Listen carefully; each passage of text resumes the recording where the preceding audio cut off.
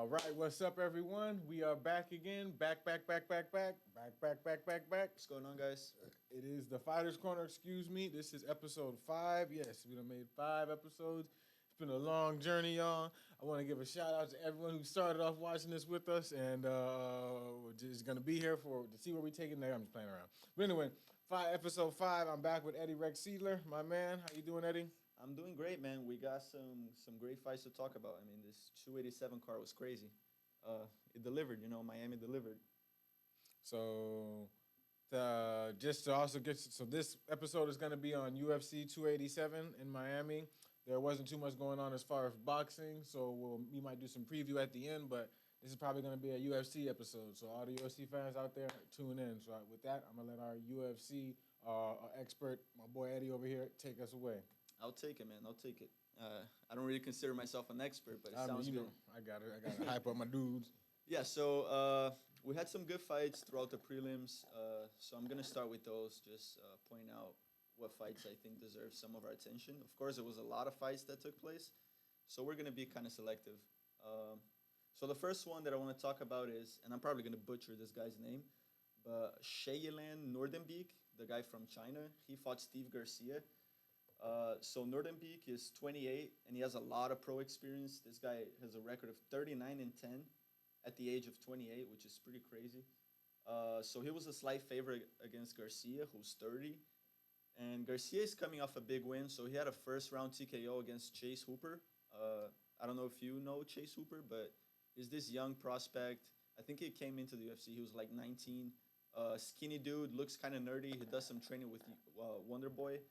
So Chase Hooper was really hyped. He's a very good grappler, but kind of like Raul Rosas, like a very good young guy who's just very one-dimensional, kind of sucks. But yeah, just very grappling-focused style. So that's Chase Hooper. And then Garcia, in his last fight, TKO'd Chase Hooper, so he kind of stole some of his hype. So that's where most people know Steve Garcia from. So this fight was... It was good from the start, Both of them came out aggressive and just really tried to keep it on the feet.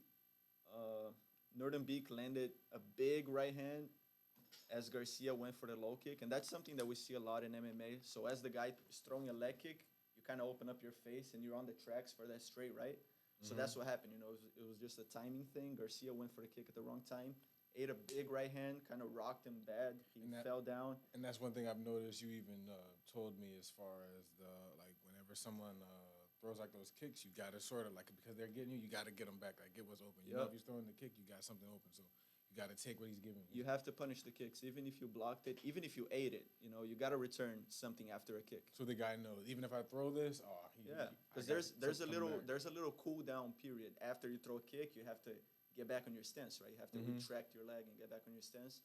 And that's where you see really good Thai guys and kickboxer guys excel. It's returning after the kicks. And even some guys will return after their own kick, right? So I just kicked, and before my leg is down, I'm already throwing punches again. Yeah, so that's the kind of thing that separates the really good kickboxers from the all right guys, or from the guys that have more of a grappling background and get into MMA. You can tell when a guy has really good striking when they just return right after a strike. That Ernesto Hooft. Pretty much, yeah, that Dutch style. That's what it is. So Garcia got rocked pretty bad. I thought it was going to be end of the fight because Nordenbeek followed him down, got to his full guard, landed some good ground and pound shots. But Garcia got back to his feet. So he made it out of that round. And yeah, the fight kept going. So start of the second round, this fight was crazy. It was kind of short, but it was crazy. Because Garcia was rocked bad at the first round.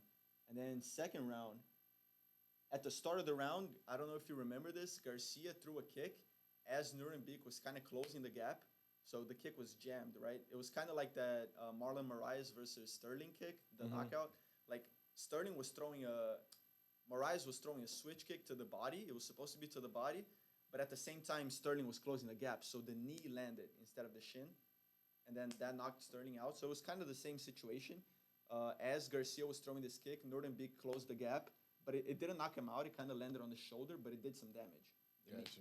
So that kind of stumbled him back. Cut off the angle last quick. second, so Yeah. he didn't really get to land with the power. Exactly. Gotcha. So Garcia followed up and landed like I think it was a 3-2 or it was a 2-3, but it was beautiful because it was as Nurdenbeek was moving back, so he just landed both straight on the chin, bang, bang.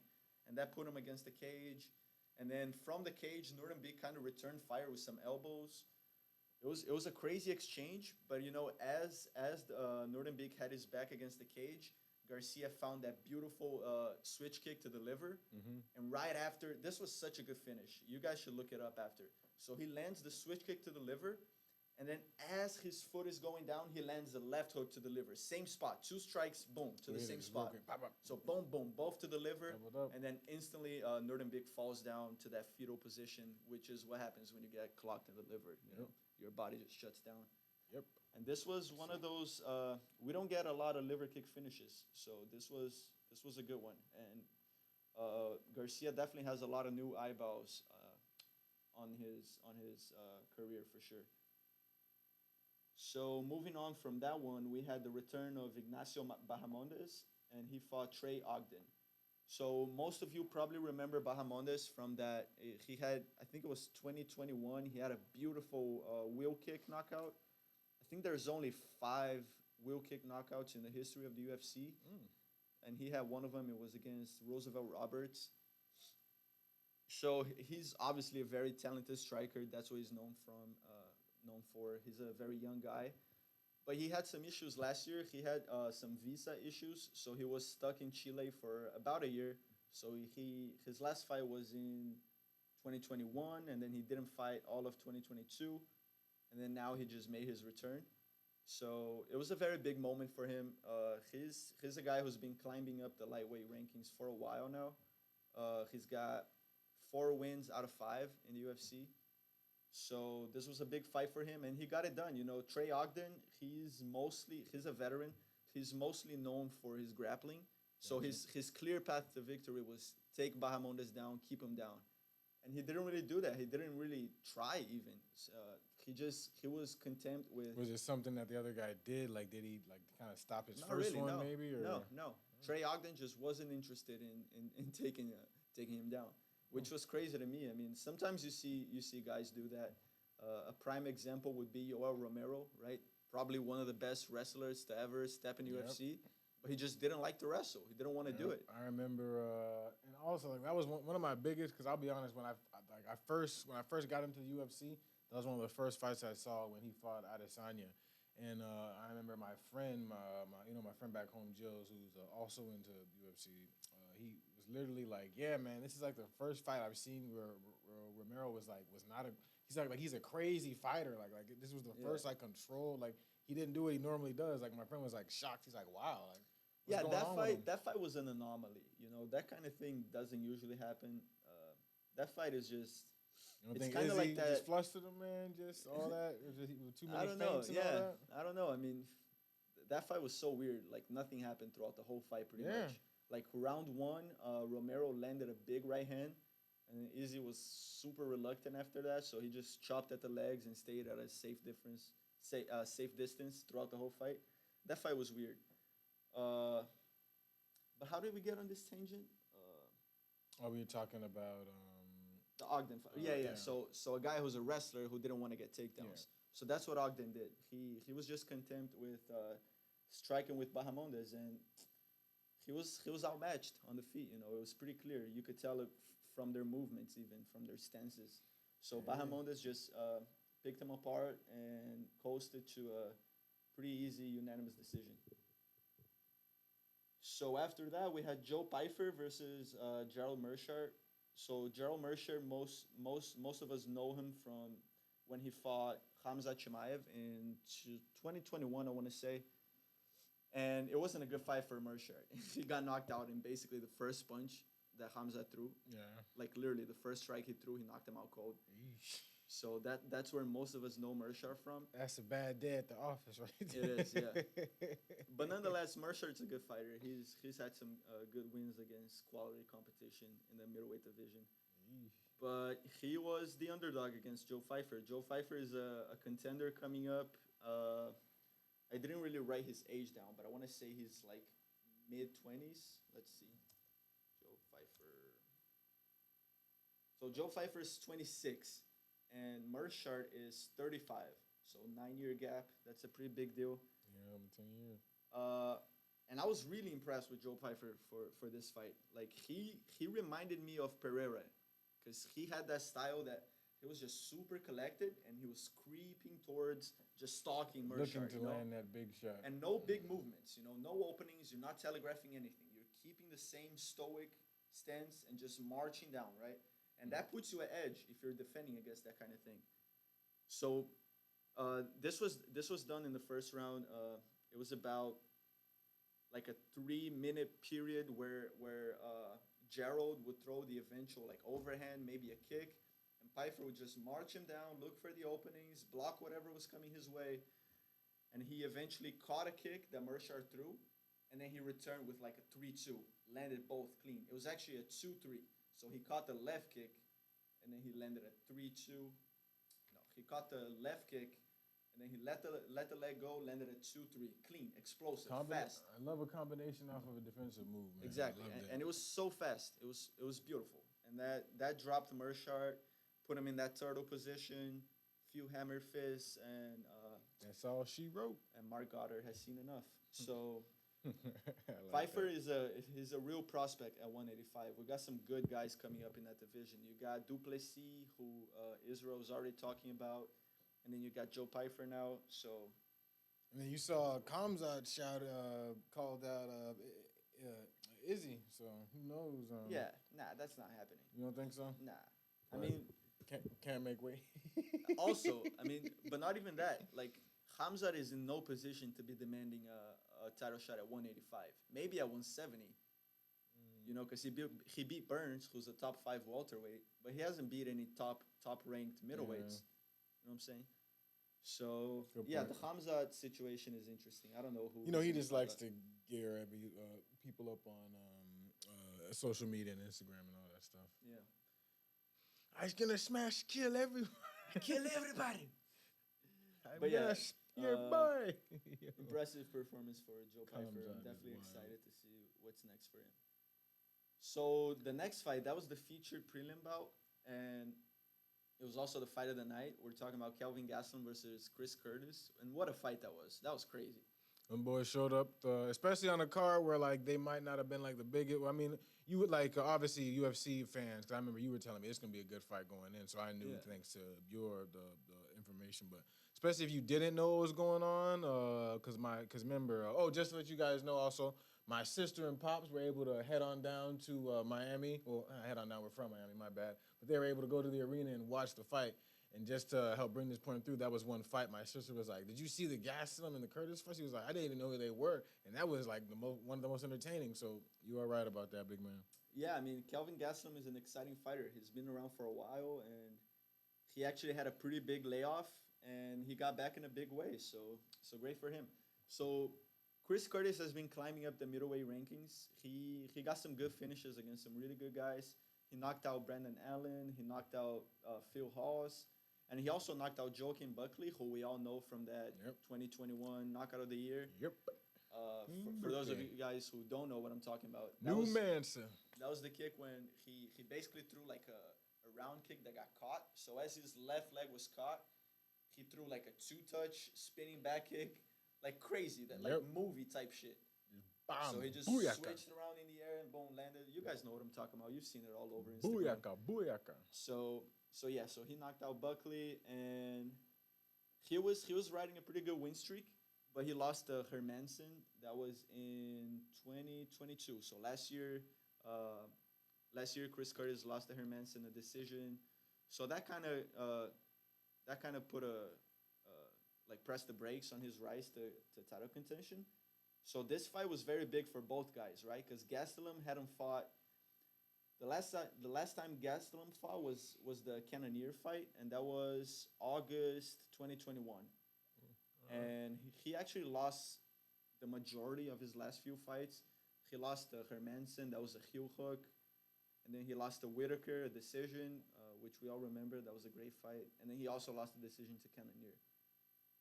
But pretty much all of those fights, aside from the Jack Hermanson fight, those were all competitive fights. So Gastelum, he's been losing fights, but he's been competitive in the losing fights. So it doesn't look like the end of the road for him. So I was definitely excited to see Gastelum back. And man, this fight delivered. You know, both of them like from the bell, just boom, right into the pocket. No time to waste. No filling out process. It was just right to it. It was like they was made today. And it was pretty much 3 rounds of that, just back and forth, bang, bang, bang, bang, bang. So that was a crazy fight, you know. And I wrote a bunch of stuff about this fight. I'm not gonna go through all of it because honestly, there was so much that happened in this fight, and you guys should just go and watch it. It was in the prelims, so if you have ESPN Plus, you can go watch it for free. You don't have to buy the pay-per-view or whatever. So definitely go and watch that fight because it was crazy. A moment that's worth pointing out is in round 2, there was like a weird exchange where both of them kind of closed the gap at the same time. And something made Curtis fall to his knees, but it didn't look like a strike. It might have been a headbutt from the angle where from the live angle, you couldn't really tell. Mm-hmm. My guess is that he either tripped or it was like a leg failure. I think that was a trip. I think his knees buckled or something because it was like they came in and then he just fell to his knees. I think that was a trip. Yeah. So Gastelum, of course, capitalized on it. He got on top, landed a bunch of ground and pound from the turtle position. And, you know, after a few seconds of that, Curtis exploded up. So I don't know. I don't think he got rocked because of the way he exploded up. I don't know what that was. Maybe he talked about it in the post-fight press conference. I'm not sure. So that was a big moment for Gastelum in round 2. I gave Gastelum round 1 just on effective striking. You know, he probably landed the better strikes, even though both of them landed good strikes throughout the whole fight.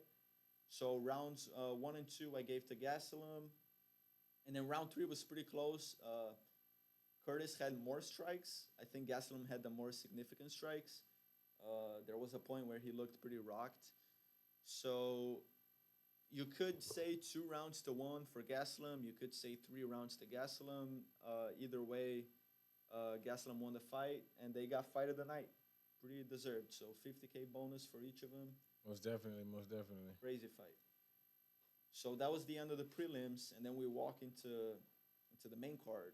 And the first fight, this was a fight that a lot of people were waiting for because we had Raul Rosas. Yep, the hype train. Yep. The hype train came to town. The hype train. So this kid is 18. We all know about him at this point. Can't even drink. He can't even drink, and he's fighting in the UFC main card. So this was a real tough test for him. So they gave him a guy who's also an up-and-coming contender, but he's just way more experienced, right? So he's fighting Christian Rodriguez, who I had never heard of. But he already had 2 fights in the UFC. His record is 8-1. So Rosas is 18. Rodriguez is 25. Ooh.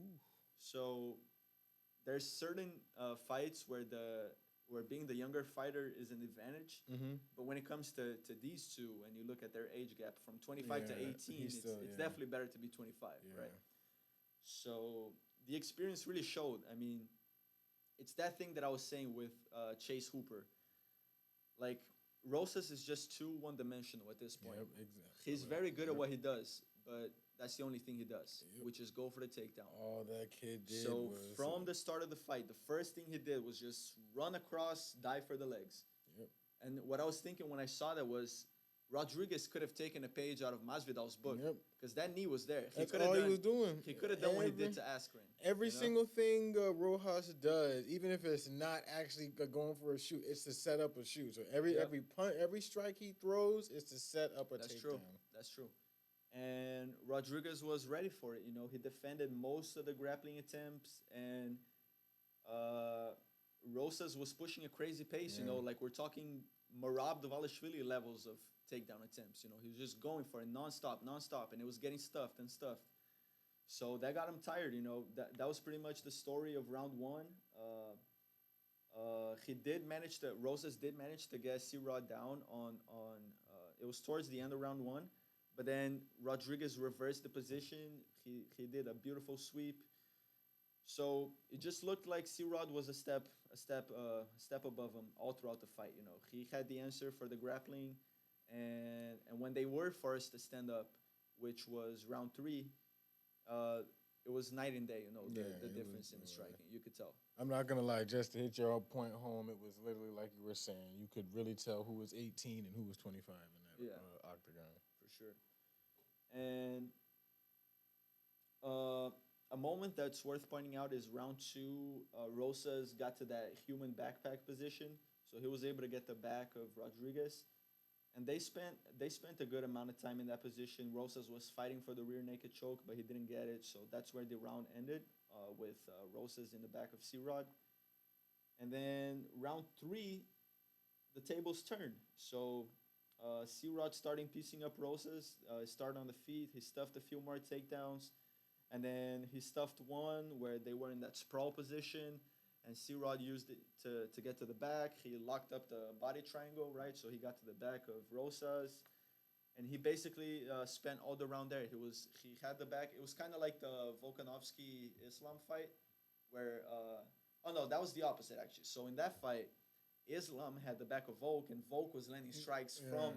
So this was the opposite, right? So Rodriguez had the back of Rosas, and he was landing strikes on Rosas. So he got that round pretty easy. Rosas didn't really have any answers.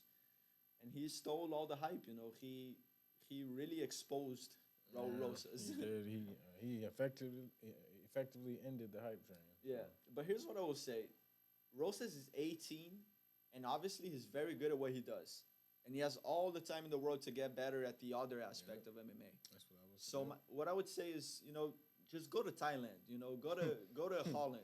You know what I'm saying? Go to Netherlands and spend like 6 months, maybe a year there. They'll get you right. And work on that part of your game. You're so young, you're clearly talented, you know, and he can be a real problem. This guy's 18. And he's already amounting the experience. And that's one thing I think I even said it to you. Like, remember, he's ahead of the game. Like, he hasn't even gotten to the people that's going to be his peers and all that. He's fighting like these aren't his peers. These are people above him. Just wait till his peers show up. To his peers are going to show up to the party late. By the time they're just going to be like, yo, snap. He's already going to be so. You know what I'm experienced. saying? Yeah. Like, it's going to be he's going to be a problem. But just So if I was his coach or his manager, I would say take some time off, work on the parts of your game you need to work on. Maybe push the brakes on that plan of being the youngest UFC champion. And it's actually that's his whole goal, but it's not that big of a deal. You don't have to beat that record, you know. That's not what it's about. As long as you get to that UFC goal, that's what matters. Youngest champion is John Jones. John Jones, yeah, he was 21. How old is he? Rosas is 18. So he's got 2 years to get to the level of... Yeah, he's really going to have to. If he's trying to get that, man, like you said, he's going to have to go to one of them places and lock in. Especially at 135. To me, that's the most stacked division there is.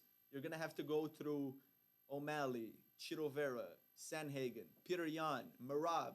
That's the guys that he's got to beat. And I don't see him beating any of those guys right now. Especially not Aljo. And he said in his interviews, right now I'm ready to beat Aljo. I could beat Aljo right now and become the youngest UFC champion. And the truth is, Christian Rodriguez showed that's very far-fetched. You know, it's far from reality. So I would say Rosas... that being said, don't be afraid to dream big, kids. Don't Exactly. Get that on But there. put the work in, you know. That being don't be afraid to dream big, kids. But make sure you put that work in, and when it's your time, it'll be all good. You got to do the homework, you know. So that was the Rosas fight, you know. I'm excited to see what's next for him, and I'm excited to see what's next for Christian Rodriguez, because what a fighter! Yep. I'd never seen that guy fight. It's good. He was so composed, very well-rounded, you know, good grappling, good striking. And what really stood out to me from Rodriguez was the stoic nature. You know, he had the same facial expression from the moment he walked out to the end of the fight. You know, he was just so dialed in, and it showed. It showed in the performance. He did a great job. Cool-handedness. Exactly. So that was the first fight in the main card. Next fight was Holland versus Ponzinibbio. And that was a great fight as well, you know. Holland finally got what he wanted, you know. All he wants is someone who's going to stand and bang with him. And that's what he got in Ponzinibbio, you know. Shout out Trailblazer. You know, that's one of my favorite fighters, so I got to give my shout-outs to my dog. Shout out Trailblazer, man. It was good to see him get back in the win column. You know, his last couple fights, he didn't go too well, but it's what happens when you fight elite people. You know, boy came off a fight against Wonderboy and Kamzat, so that's what happens when you fight the best. But, yes, shout out to Trailblazer for getting that win. Especially if you're fighting Wonderboy strictly standing. Yeah. You should Yeah. never do that, by the way. Hey. Kids at home, don't try that at home. That's Kevin. Don't stand and bang with Wonderboy. Take him to the ground. For sure. You got to do it. It's the only way you're going to beat him. But anyway, so we had Holland versus Ponzinibbio. Ponzinibbio is a veteran in the game. He's been around for a while. He had some injuries that put him in the sidelines for a while, but now he made his return. He had a big knockout. Who did he knock out? Let me pull that up because he knocked out someone. I want to say late last year. But you said he's a Masvidal's teammate, right? Or Ponzinibbio? Yeah. Yeah, he trains out of American Top Team. All right. So in 2022, Ponzinibbio knocked out Morono. That's who he knocked out, Alex Morono. So that got him back in the win column, and then they book him for Holland, and it was a good fight. Ponzinibbio, he's up there in age, but he's still a very good fighter. First round was close on the feet, but there was a knockdown for Holland, and this was the most Kevin Holland knockdown ever, right? Yep. So basically, Holland threw a kick. I don't remember if it was a front kick or a round kick or whatever. So Ponzinibbio catches the kick. Throw it to this camera because I really want to show the motion because this was crazy. No, the other one, the central one. Can you do it? Sorry. Okay, so that's the one we got. Technical difficulties, guys. One second. There we are, right there. So Ponzinibbio has the leg caught, right? So Holland is bouncing in one leg. He swings for a hook as he's bouncing in one leg and misses, right? And then he just swings it back. Boom, back fist, right? So boom, missed, back fist. The back fist landed straight on the jaw and buckled, kind of dropped Ponzinibbio. So Ponzinibbio fell down. That was like with 5 seconds left on the round. So that was pretty much the end of the round. It was exactly like I remember how you described it. It was like, yo, this is a street fighting move. Like, you would expect this in a street fight. So you don't see, that's just Kevin Holland being Kevin Holland. I love it. So he definitely secured round one with that knockdown. Back in the win column, and then also the little, Kevin's always gonna have some chaos going on. What was going on with him and Masvidal, man? They don't call Holland loudmouth for no reason. True. You know what I'm saying? True. The guy likes to talk. He talks during his fights. He talks before his fights. He talks after the fights. So he talks, and if you talk enough, you're gonna get some people pissed, especially people like Masvidal. True. So that's what it was. It wasn't no big deal. I mean, it's not like the altercations got physical at no point. So, I'm not gonna lie, it can't like they hold too much animosity. He did handle his teammate pretty quickly. He did. So that was round one, and then round two was just Holland outpointing Ponzinibbio. Good strikes for both. Ponzinibbio landed good leg kicks, but Holland was a step above. Something worth mentioning as well, the reach advantage that Holland had in this fight was crazy. Yep. Everything that Ponzinibbio wanted to do, he had to lunge in. Yep. That was the only way he would get close enough. He was hitting them from the next room. So Holland was landing a lot of jabs, a lot of front kicks, and that kung fu shit that he does. So it was a good fight for Holland. And then round three, he got the knockout. So he lunged in. We're talking about Ponzinibbio lunging in. So it was actually Holland that lunged in. So he threw one of those lunging left hooks as you close the gap. But like Ponzinibbio was kind of like retreating. Yeah. Right. So he had just thrown a kick or something. So he was on his move back, and he didn't really have the time to adjust his guard because Holland did it quick, right? Yeah. So as he was, getting back to his position that he wanted to be in, Holland just lunged in, landed that beautiful left hook, and it was one of those flash knockouts where you see someone go completely stiff, but only for a second, right? So he just shut off, boom. And then, got down, Holland followed up, the ref stopped. And then, by that time, Ponzinibbio was already up. Like, oh, shit, why did you stop it? Yeah, because he was trying to contest it because I don't think he even knew he got knocked out. Yeah. I was like, whoa. Exactly. So you honestly see that happen quite a few times, the flash knockouts. So that's what happened. Ponzinibbio contested it, but really, if you go and watch it, there's no discussion. Holland finished him. So that was great performance for Holland, Holland's becoming a household name in UFC. The guy fights so often. Mm-hmm. Everyone knows this guy, and everyone likes him. So I'm excited for Holland. That's good. Even when I remember he was even saying it, like, I feel like I'm at the point where, like, even if I take like a loss, I still my stock still rises. Yeah, so exactly. It's a great position to be in. Yeah, and the thing with Holland is, for a while, like in some of his fights, you can kind of tell that he doesn't take it fully seriously. He likes to play around. Mm-hmm. Even the Wonder Boy fight, like he could have won that if he implemented a different game plan. Got you. So I feel like he's getting to the point in his career where he's changing the mindset and actually, doing it like everyone else is doing, just shooting for gold. So I'm excited to see what's next for Holland. He could actually be a champion at 170. Yeah, focus Kevin Holland, man. Yeah. That's a Mythical fighter, right? You know The way what they I'm say saying? it, right? Focus Kevin Holland. Exactly. That's something to look out for. Yeah. You got sober Paulo Costa. You got you got long hair Max Holloway. And not even a bunch of those. Humble Paulo Costa too, because Yeah. ever since he became humble, it's like became an even better fighter or something. Yeah, and now we got So that was the Holland fight. And yeah, I'm excited to see what's next for Holland. He could cause some trouble at 170. So the next fight was Font versus Yanez. And if you guys remember from last time, this is the fight that I said was going to be fight of the night. I was obviously wrong because of the Gastelum fight. But I'll tell you what, if this fight was longer than 3 minutes, it could have been fight of the night. Because, man, Yanez versus Font, those guys, they went for it. It was like they had some animosity that they didn't show. It was for like the entirety of that fight, they were 100%. No one took a break. It was all gas, no breaks. Yeah, they had some pent-up aggression for sure. I mean, I'm such a big fan of Yanez. And sure, Font's a great fighter, but I would have never put my money on Font. Yanez is, up and coming, young, crazy good boxing, just knocks everybody out, right? They call him Mr. Knockout, I think, or Mr. Highlight, something like that. And Font, doing some work, they call you that. Yeah, and Font hasn't looked too good in his last fights. His last fight, he got beat up kind of bad by Cheeto, right? And then before that, he got beat up kind of bad as well by Aldo. So he's kind of coming off of two. Was he maybe three? I think he also got beat up by. Was he expected to win in those fights? Was he like the favorite going in, or? He was definitely the favorite against Aldo, probably by a small margin, but nonetheless. And then Aldo beat him up, and then against Cheeto, I would say Cheeto was probably the favorite, and then Cheeto beat him up like bad, like knocked him down maybe 4 times. Yeesh. And it was the kind of knockdown that's like kind of worrying, like where you see. It's not instant. It's not like you get hit, you go down. It's like you get hit, and then you see him like kind of lag a little bit, you know.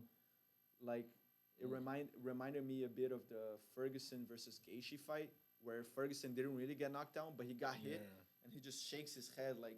Everybody was like, cause I'm not gonna lie, that was the first fight, like I told you, where I got put on to Justin Gaethje. Yeah. Cause I thought Ferguson was gonna win that fight going in, cause he was on the streak, and yeah, man, I was like, wow, oh. Especially, is he all right? Especially in the empty arena where you could hear every shot that Gaethje was landing. It was like bang, bang, bang, bang. And you would just see Ferguson's head. That fight was concerning. I remember it was funny after that recent fight that Gaethje had against Fiziev. Literally, I saw a clip after he was like, yo, like every single one of this man's punches do damage. Yeah, and he was checking his gloves, see what's under those gloves. Crazy. Yeah. So yeah, if I had to bet on this fight, I would have definitely bet on Yanez to knock out Font.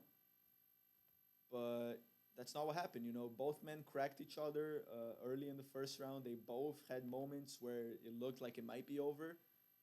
But at the end of the day, it was Font who landed like a big sequence, landed a few shots that you could tell Yanez did not like. He was trying to get his footing back. He was trying to create distance. He was moving back, just trying to clear the cobwebs, but Font stayed on him, and he eventually landed like a right hook that just spun Yanez around, like literally made him spin 360. He landed down. Font had a few ground and pound hammer fists, and the referee had seen enough. And yeah, it's not what I expected from this fight. I'm excited to see what's next for both of these guys, because Yanez is a guy who if you ask me, like, last week, I would say that Yanez is fighting for a title very soon. And now I'm not so sure anymore because he just lost this fight. So he's going to have to beat some more guys to get into that title contention spot. That's the fight game, man. That's the fight game. Change One punch changes your career. So that was the Font-Yanez fight. We'll see what's next for Font. I'm not sure what the rankings look like, but I would say he definitely gets a top 5 fight after beating Yanez. I think Font was at 6, and Yanez was at like 10. Uh, so Font definitely fights someone in the top five, and Giannis is still gonna get a good matchup for his. It's not like the hype is dead, you know. He's still a prospect. Yeah, it's just not as He fast just as the Rising was before. yeah, exactly. That's just gonna slow down his rise a little bit. So we go on to the co-main. So that was Jorge versus Burns. Game bread. Boy, representing Miami. This was a very, I'm not going to lie, the arena, when Jorge came in, boy, the arena lost it. Yeah, they went crazy. That was, because I think the last time he fought in Florida was when he fought Usman, I think, right? Because I think that fight was in Jacksonville. I think so. One of them was in Abu Dhabi. I think one of them was in Jacksonville. It might have been the second one.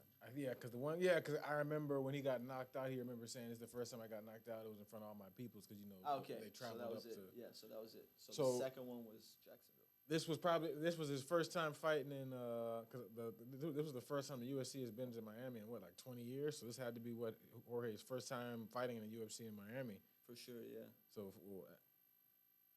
So yeah, man, this was one I was really going in for, and then we all kind of knew going into it that Jorge had his work cut out for him because Gilbert is no slouch, man. Gilbert is the elite. If anything, you can consider Gilbert the gatekeeper of this division. Ever since that fight with Kamzat, everyone he was like the only person to really give Kamzat kind of like a challenge. So. But I remember you, even before the fight, were saying how, yes, you were pulling for Jorge, but you kind of saw how it was going just because we all know what Gilbert's capable of. So, Yeah, anyone who watches UFC consistently and is familiar with what Masvidal does and what Burns does, they could kind of tell how this fight was gonna go. It's not much different from when they matched up Masvidal with Colby. Not much different from when they matched him with Usman. You got these guys who are good strikers and very, very competent wrestlers. And Masvidal is a good striker and a good defensive wrestler. So, it was kind of like we all expected. Gilbert, he was dictating the pace. He was controlling the fight. If he wanted to strike, they struck. If he wanted to grapple, they grappled. you think So it was up to Burns, whatever they did. you think Kamzat? My bad, Kamzat. You don't think Jorge had a little bit of energy going into that the first? Like, you don't think Jorge won the first round? I don't think You so. don't think so? No. He landed good strikes, and I was saying this as we were watching it live. He landed good strikes, but none of them were damaging.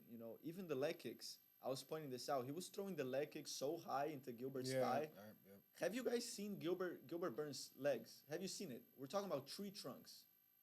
You got to kick that man's calves. You can't kick his thigh. So Jorge was repeatedly throwing the kicks to the thigh. Didn't really do anything. If he had thrown it to the calf, could have been a different story. And I just I honestly I hate to.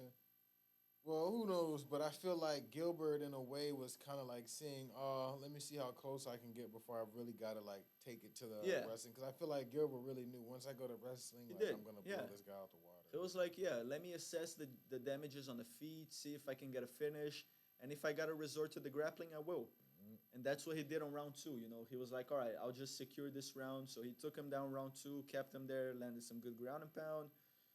So I had him 2 rounds up going into the third. Some judges might have had it 1-1, considering this was in Miami. You know what I'm saying? So round three was kind of important. Home cooking. Yep. And round 3 was a good round for Gilbert. About halfway through the round, he landed a mean straight right that clearly rocked Masvidal, but Masvidal did that thing that he does, just smiled and gave him the come at me. One of the best of just taking a punch and pretending he didn't take it. Yeah. Bro, I love Jorge when he does that stuff, man. He's game, he's game. Game bread. They call him game bread for a reason. That's right. But Gilbert was looking for the finish. You could tell, and he even said it multiple times. He was looking for the finish, but Jorge survived. So props to him for that. But yeah, that was the fight. It was very much like I expected. Gilbert dictated the pace. He chose where the fight took place, and he got the decision win. So Jorge retired, as a lot of us expected. Yep. And yeah, I mean, a great career, legendary career for Jorge Masvidal. Yep. So- I was just going to speak a little on something that just I remember seeing him from the Kimbo Slice videos to the Ben Askren knockouts. Just great career. One of the fighters that I really got put on or started watching UFC because of. So I really got to give a shout out to Game Bread Jorge Masvidal. Amazing career and good luck going forward, my man. Yeah, I mean, he probably had the best revival of a UFC career that's ever happened. I mean, it was when he fought Darren Till, right? Darren Till, yeah. Yep. So he's been fighting for a long time, and then he had a few losses, and then he felt like he had to change something, look for a new purpose. So he took a little bit of a hiatus, and then he went to do this reality show that he was like in an island or whatever. So he took some time off, and then he decided to come back. And then his first fight back, they give him to Darren Till, who's this upcoming killer. He's gonna have to fight him in his hometown of London. So they set him up for failure, you know. That was like feeding him to the wolves. And then Masvidal does that. Yeah. So Masvidal throws that like switch stance left hook, like drive-by left hook. You know, that's like kind of his own little technique. And just knocks Darren Till out cold, you know. And then he, you know, kind of builds this persona, like I'm street Jesus and I'm baptizing That's people and I just resurrected, you know. So that was his whole revival. And then, of course, the whole thing with Askren, a lot of shit talking, and then fastest knockout in UFC history, probably MMA history. So, you know, Jorge did a lot of great things for this sport. So we're all very thankful. What a fighter. And then the fight we all couldn't wait for, main event, Adesanya versus Pereira, number 2. Boy, man. Oh, I guess. As a matter of fact, I'm gonna let you take this one because you know Yeah. I've been waiting all freaking. I got too much energy. Dude, I wish it was longer. I wish it was longer because whenever we have those two guys standing in front of each other, it's a treat. Boy, Eddie said, "Give me this matchup every week." Every week, dude. Every week. I'm telling you, these guys were designed to fight each other.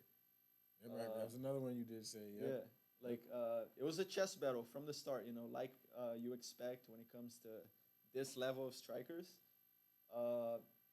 Like if you go and watch that first round, at least, especially the first few minutes, it's all about the small movements and the small little things that set you up. And for people who don't understand the nuisances of striking, you kind of overlook that. But it's all about the small things that they do, right? Yeah, it's range like control, for example, it's feinting, and stuff like that. Exactly. Like, sorry to cut you off, but I think I've told you about that coach, boxing coach Barry on Instagram.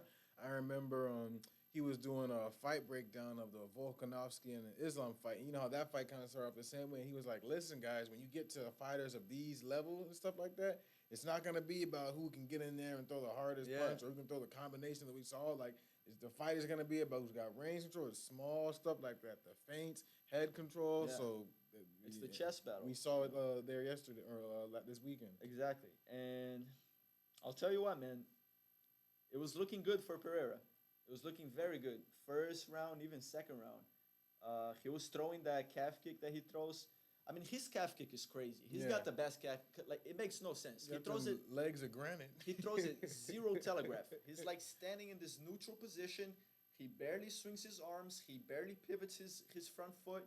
Right? He does stuff that's technically wrong. Got you. But it works because it's technically wrong.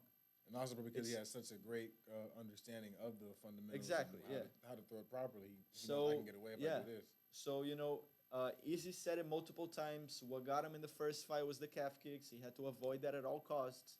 And a big part of his training camp was that, you know, preparing for the calf kicks. But nonetheless, Pereira found it because he throws it with no telegraph. Just bang, bang, bang. You're getting hit in the calf out of nowhere. So he chewed up Izzy's calf. But Izzy also had some good moments in the first round. It's not like it was very one-sided. You know, Izzy landed some good kicks. You could definitely tell the difference in power when it came to the leg kicks. Like, Pereira would land the kicks and Izzy's leg would go up. And the same wouldn't really happen the other way around. So I'll tell you what, man. it was looking like an easy Pereira win for me, at least after the first round. I was like, oh boy, we got more of the same. Damn. That's what I was thinking. I was thinking Izzy's gonna have to do something crazy here, and as most of us know, he did. So And you really had him down that much? yeah, man. I don't think it was enough to. At that moment, I would say Pereira might have been winning the fight, but I don't think he was. I'm saying that the path to victory for Pereira was clear. And the path to victory for Izzy was like, you got to change something ASAP. Well, I mean, that's if the thing. If round 2 goes the way first did, it's not good. I mean, I see why, but like with these fights, like there's always, I mean, especially like you said, these two fighters, like Pereira has always, he gets like that. That's how it's been. Like Izzy sort of wins the fight, and then Pereira has this moment where he takes over and it sort of looks like it's about to happen. Just the thing is, Izzy felt like it's always sort of shied away, or for whatever reason, it just hasn't gone his way. But this one, he just sort of, was like, nah. Before he lands that devastating left hook, I'm gonna hit him with my quick one too, and it finally paid off. But that's the thing, like all of the times they fought previously, it was Izzy who started really well, and Pereira, Izzy calls him the comeback kid, right? Gotcha. Because every single time he managed to survive and win the fight. Gotcha. But this one was the opposite. This one, Pereira started winning the fight. And even in round 2, right, the finish came in the middle of an onslaught from Pereira. So this one was actually the opposite. Adesanya was able to flip the script. So, what set up that finish was round 2, Pereira landed some more big calf kicks, and he was putting Izzy against the cage, and that's not where you want to be against Pereira, Izzy had to get his back off the cage. That was the main priority. So and when he did throw that hook, or the cross, he did kind of bounce off the cage. Yeah, so every time Izzy was circling, Pereira was trying to cut him off to keep him in the cage, and every now and then he would get stuck in the cage, and that's when it looked dangerous for Izzy. There were a few exchanges where I was like, Jesus, if that lands, get out of there, get out of there. Yeah, because he just swings that left hook like crazy. So I was concerned for Izzy throughout round 2, and then eventually Pereira gets him against the cage again, and then that's the finishing sequence, right? So he throws right hook to the body, left hook up top, and then he throws that knee, and Izzy's just shelling up. Right after the knee, as Pereira settles back down in his stance, Izzy just fires that too. Boom. And it landed just like the one from the first fight at the end of round 1, just like it. Right above the ear, and it kind of makes you buckle a little bit. And then Izzy just follows up with another 2 and a 3. So the second 2 puts him out, right? And then the 3 is kind of like on the way down. And then by then, Pereira just stiff on the floor. Izzy falls in with the hammer fist. Super necessary, as Masvidal would say. And that was it. And then, what a legendary moment, honestly. From the celebration, Yeah, bro, he fired the 3 arrows. Fired the 3 arrows. I mean, it's the details. He even snapped the bow after to say that it's done. And then he pointed at his kid and did the limp celebration. Bro, that guy, I mean, we always know Izzy's a showman, so we know he's going to What a moment that was, honestly. This was MMA history. For those of you guys who didn't watch it live, I feel sorry for you, but definitely go and watch it back. This is MMA history right here. But it puts us in a predicament of sorts, right? Because what do we do next? Are we going to have these guys fight each other again? Because it's one knockout each. Are we going to keep holding up the 185 division? What are we going to do? We definitely saw Izzy talking about, oh no, Pereira's got to move up, or if he wants to stay at 185, he's got to beat someone before he fights me again. And then we got Dana kind of saying the same thing, that Pereira should move up. But it's a complicated situation,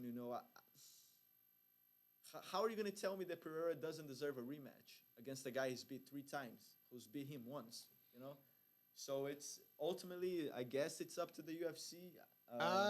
We haven't really gotten Pereira's take on it. We don't know what his intent is as of now. I feel like they would do like you said, he's earned, well, I mean.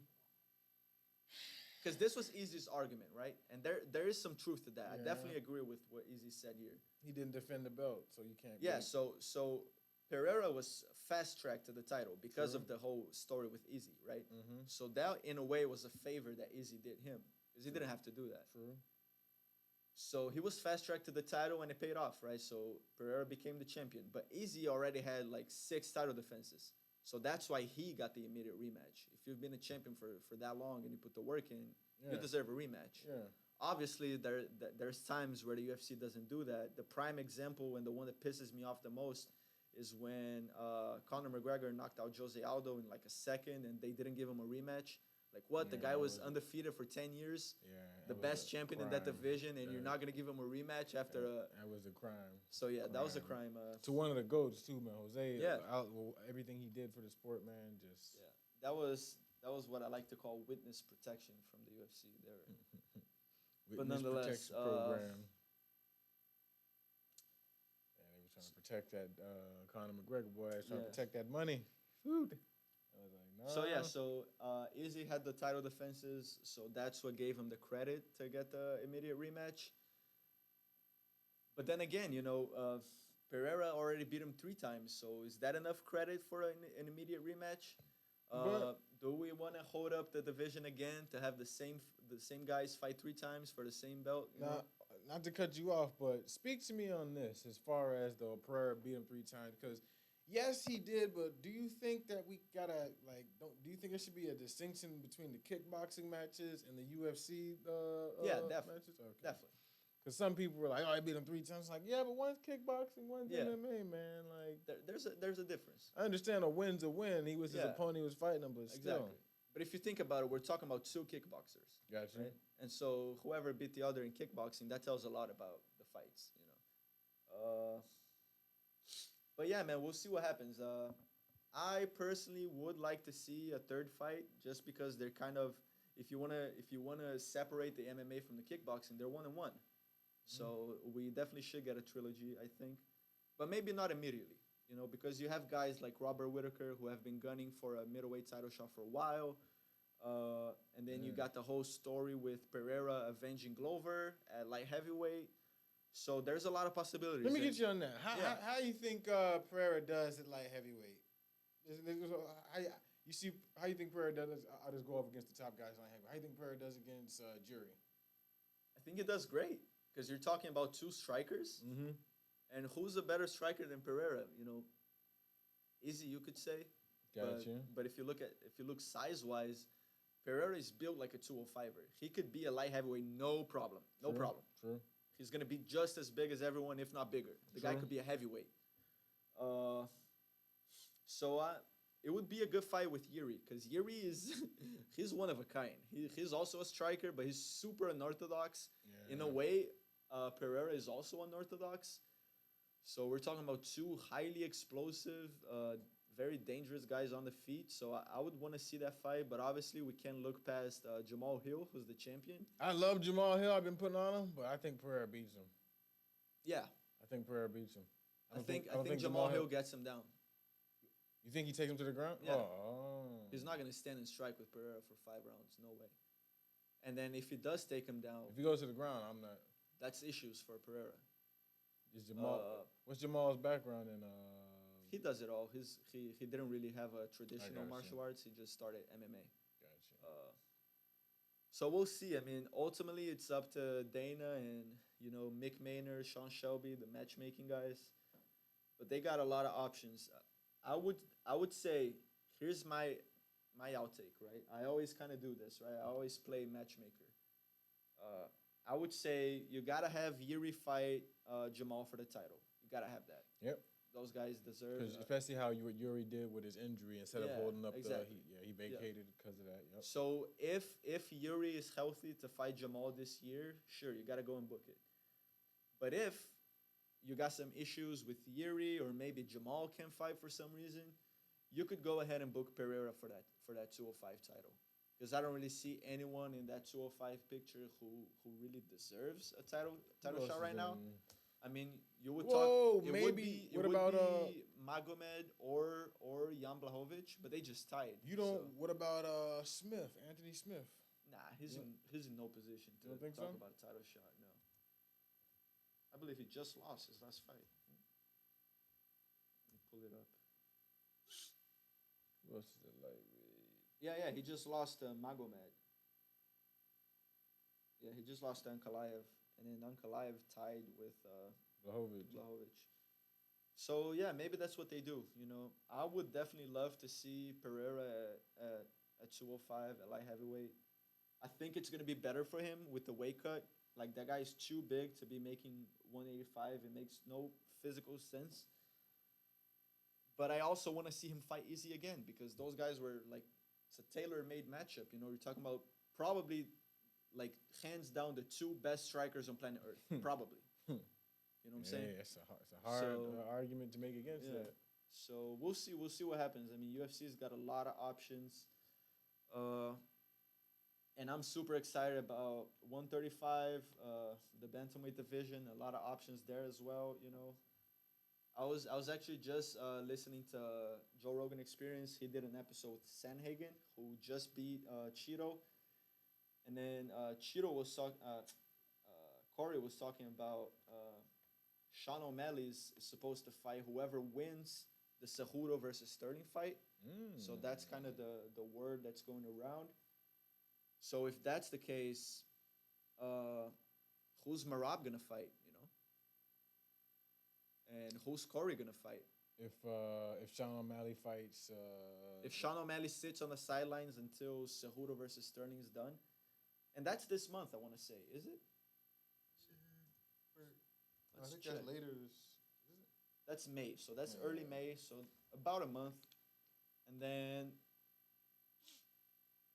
So all right, so we got Sterling Cejudo in about a month, and then Corey was saying that O'Malley would have to fight either of these guys around June, July. But then that becomes an issue, right? Because what if Sterling and Cejudo have like a crazy war and both of them can't fight until the end of the year? And then what did they do? An interim belt for O'Malley versus Merab? I see what you're saying. That is kind of. And O'Malley, like, dude, we all know how Sean fights. He would not want to fight Merab. Yeah, no.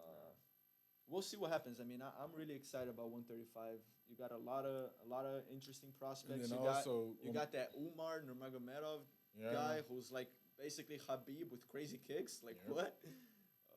And then also just another thing on with Merab, O'Malley is like he's a striker kind of like with Jan, and he's even bigger. So you know Jan, like I mean Merab is gonna try and take him to the ground. If anything, he might break his own record. Yeah, he might break it again. That guy fights like a maniac.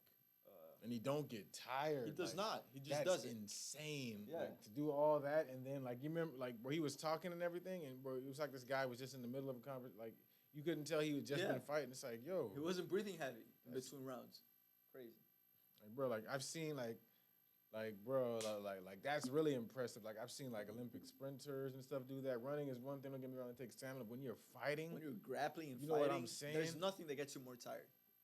That's crazy, and that guy just breezes through it. It's crazy. I don't know what kind of training they got that man doing, but I want it. Shoot. So that's the 3 months. The bantamweight picture, and then of course next weekend we got Max Holloway fighting Arnold Allen. I'm so excited for that fight. It's guaranteed to be a good fight. There's no way that's not a good fight. Holloway, one of my favorite fighters. I know he's kind of ever since he lost to Volk. I know his people kind of been a little down on him, but he's still one of my favorite people to watch. So yeah, I mean, I've never met someone who doesn't like Max Holloway. And then co-main, we got Billy Q fighting Edson Barboza, representing the 813. Yes, sir. Very own. That's also guaranteed to be a good fight. If you've never seen a Billy Q fight, it's always a crazy fight. The guy is like the third Diaz brother, you know what I'm saying? Just crazy. And then we got Edson Barboza, who we all know is one of the most dangerous, versatile strikers of all time. So that's going to be a crazy fight, you know. So that's next weekend for you guys, and that's live on ESPN Plus. It's not a pay-per-view, so all of you can go and watch it. And that was UFC 287. Very good card, some unexpected stuff. I would say the most unexpected thing of the night for me was Rob Font finishing Yanez. I really did not see that coming. A lot of parlays got ruined for sure. And just a legendary moment for Izzy, you know. I'm excited to see what's next for him. He was talking about fighting Duplessis in the press conference, But I don't know about that. I mean, I think it's got to be Whitaker. You know, he's been Yeah, Whitaker's he's been at the doorstep of a Bobby title Knuckles. shot. It's time for Bobby Knuckles Yeah. to get a shot. So maybe they book Izzy versus Whitaker 3, but that's the issue. You know, they fought twice, and Izzy kind of messed him up twice. but he is due it. So Yeah, you gotta never do it. know. He earned the shot, and Yeah. if Izzy's the champ, he's got to fight Izzy. Yep. Yeah. So other than that, like is what it is. Yeah. But I'm trying to think anything else. Trying to think any matchups we would want to see. Well, we got Ryan Garcia versus Tank coming up. Oh, that's right. As a matter of fact, Isn't that this weekend now? no. That's It might be next weekend, right? 18th, 21st, or something. Might be next week. I know that's not this. Let's see, Garcia versus. That's the 22nd. Yes, 22nd. But so just a preview on that. Well, it's still a bit ways out, but we'll give you an update on that. So, Yeah. as you know, Ryan Garcia has been very vocal with because Tank Davis put a clause in a rehydration clause that Ryan can't rehydrate after the weigh-in before the fight. What? I mean, that's the thing though, because they agreed to the weight that they're fighting at. Ryan agreed to fight at that weight, but the thing is, what Tank's doing, it's in his right. It's just that a lot of people are saying he's never done that with any other opponent. So oh, why are you doing that with Ryan? But I mean, hey, Wait. But explain that a little better to me. So he's making Ryan fight at a lower weight class than he's used to. Yes, but Ryan agreed to the weight, so I think Right. they're going at 135. I think it is. Okay, so he's Don't got to quote me cut a on that. little more weight than he's used to. Yes, but the thing is though, he's normally this is the first time, because you know how in UFC and especially in boxing, after they make that weight cut, they rehydrate up. Yeah. He's putting in a clause that Ryan can't do that. But that makes no sense. How are you not gonna rehydrate after cutting weight? He can't go back to his walking around race, because you know how guys will cut weight to make the fight, and then because remember the weigh-in is before the fight, so then that night they water weight or whatever it is to get back as much as they can. Yeah. He's putting in a clause that that's monitored, so Ryan can't just go freely with that. So he has to. There's a certain. He can't just rehydrate. Okay, so it's like a limit. He can still rehydrate, but it's not. like a limit, like a rehydrate. Okay. It's like a clause. So he can only rehydrate up to a certain weight. Yeah. So He can only get back up to X. Okay. And the thing, the thing why everyone is making such a big deal about it is because he's never done it before with any other opponent. So why are you doing this with Ryan Garcia? That sounds so weird to me. I've never heard of anything like that. It sounds sounds illegal, honestly. But Tanks. Boxing is always some.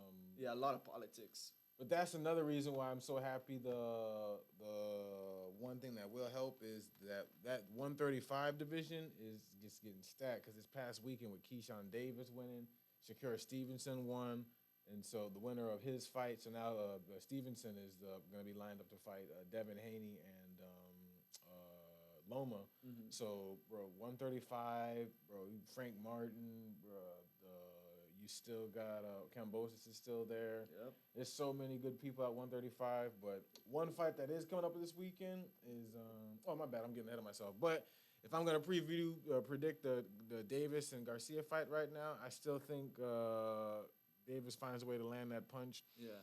I know he's a knockout artist, and a lot of times with knockout artists, a lot of people don't really appreciate that they actually are more than just that.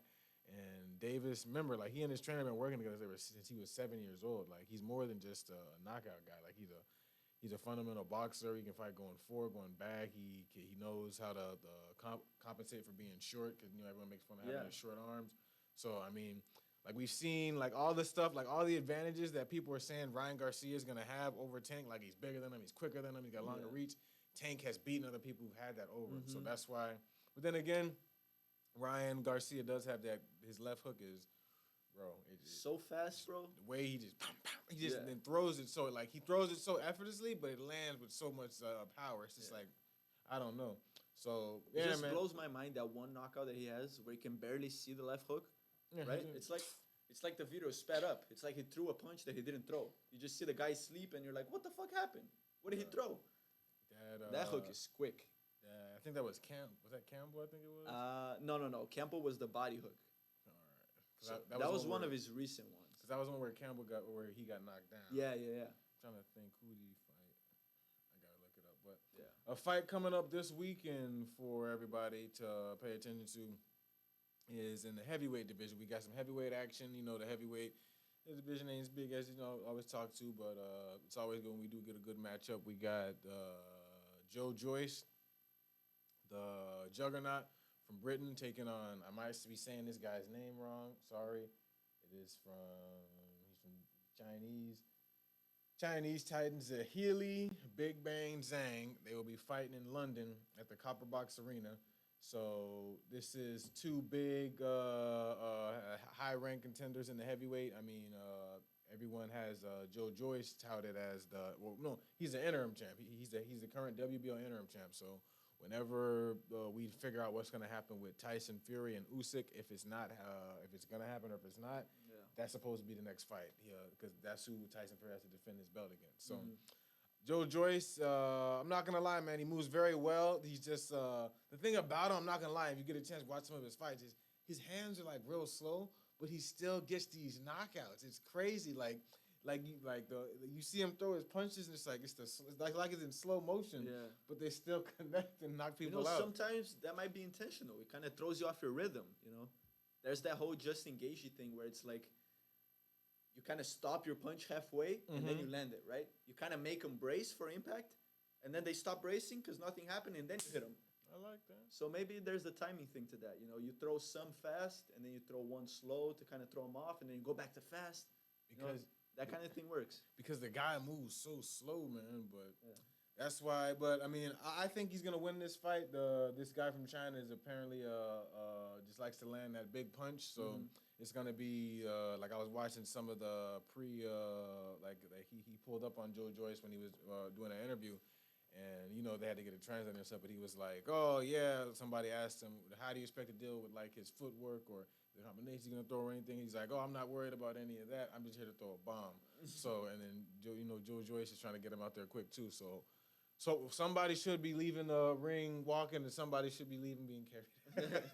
Well, that's the kind of fight I like. You know what I'm saying? So, and then after that, like I said, they got him lined up against Fury. I like Joe Joyce, but Fury, man, and then remember the heavyweight division. That's why it was so crucial that we got Usyk. And remember, to be honest, Usyk isn't really a true heavyweight. He came up from cruiserweight because he cleaned out the division. Yeah. So.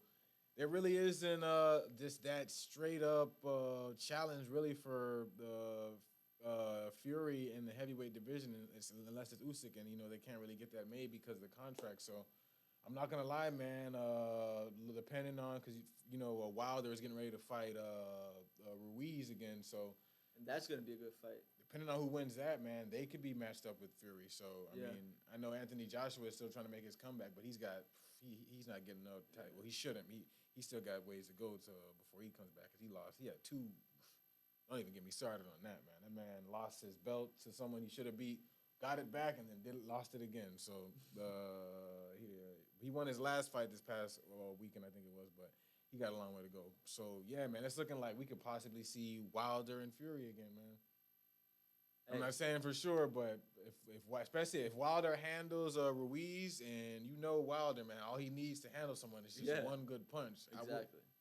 Ruiz has better boxing skills, and Ruiz can pull an upset. He did with Joshua, but I don't know, man.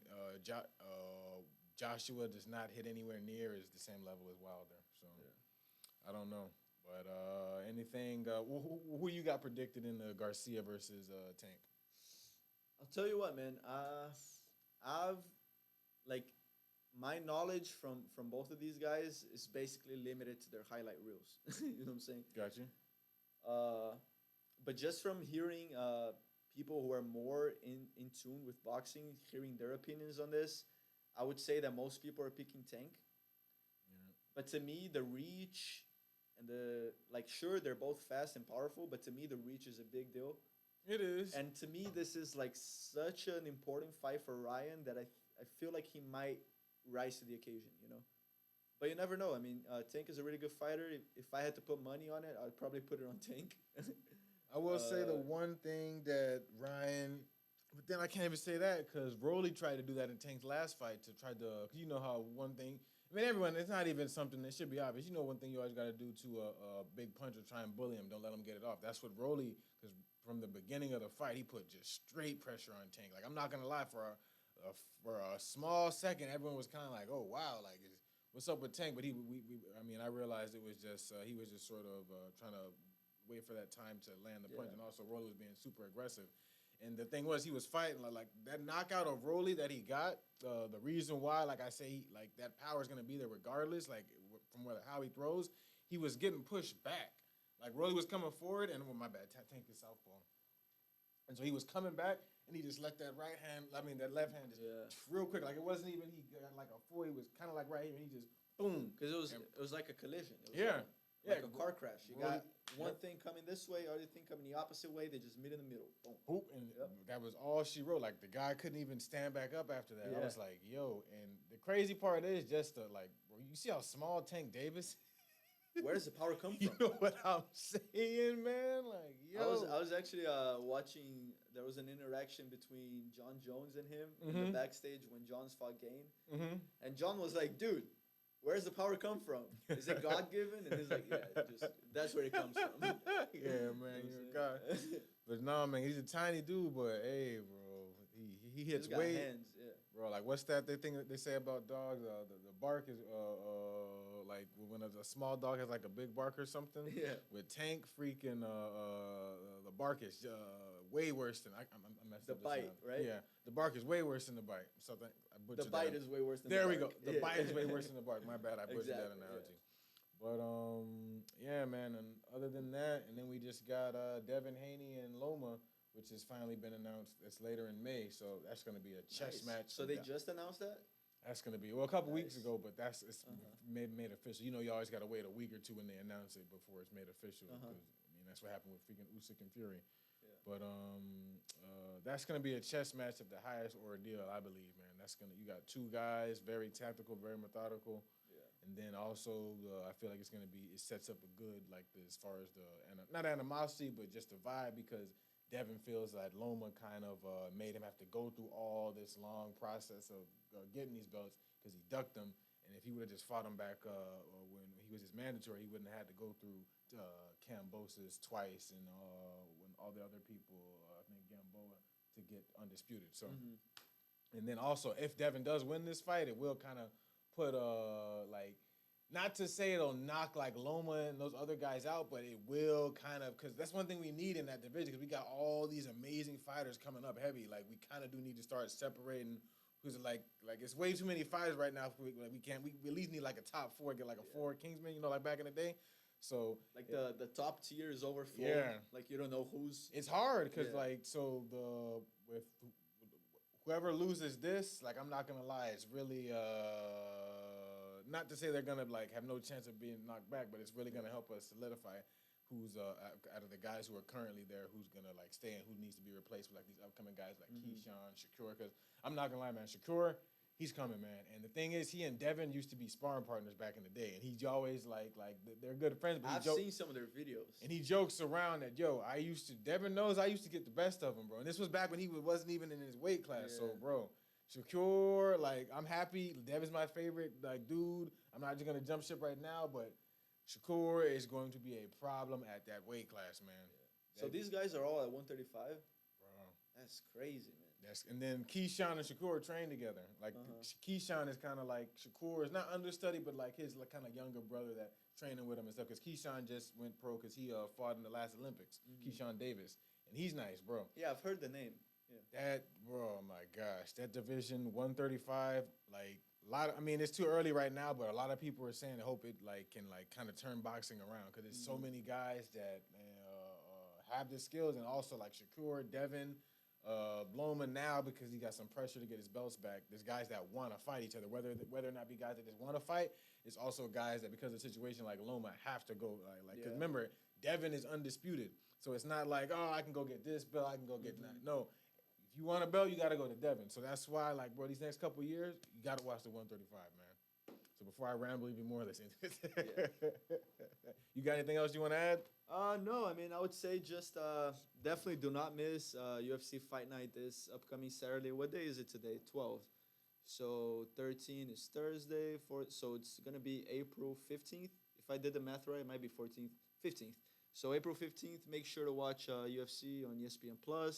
Be sure to support that boy Billy Q representing 813. And that's about it. Yeah. All right, everyone. Thank you once again. This has been episode 5. We appreciate you guys tuning in. My man Eddie, I'm Aziz. Freaking, you know what I always say? Let's go, champ. Let's go, champ.